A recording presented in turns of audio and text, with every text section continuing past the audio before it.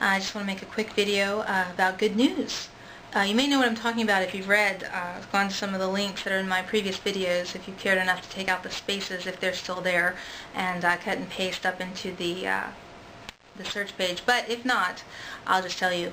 When I first started doing research into human trafficking, I read Amy O'Neill Richards' report, and it said that there were 50,000 women and children a year estimated to be trafficked into the United States, most of them, or many of them, for sex. But to be trafficked at all for any reason, of course, is horrible. So that was also in the handout that they gave at the anti-trafficking workshop that I went to, the ORR newsletter.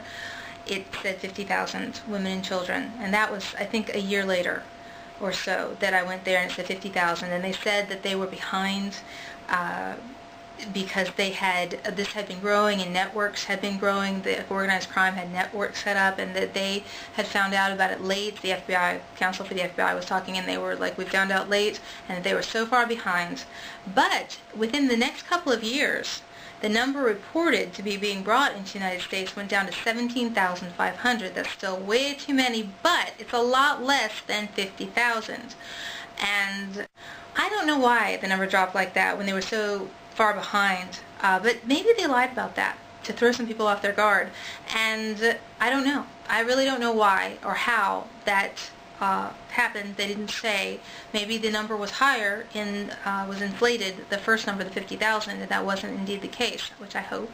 Would be very happy to believe. I'm very happy to believe that it is less now, and that it would be less all along. So that's good news. And this next good news I wanted to share, but I'm not going to name the group of people. There was a group of people that found themselves to be complicit in aspects of the trafficking, and they have recognized how horrible it is, what a crime it is, what a shame it is to the United States that that should happen, and they have implemented a zero-tolerance policy. A zero-tolerance policy towards any member of this group that participates in any of the activities known to promote human trafficking.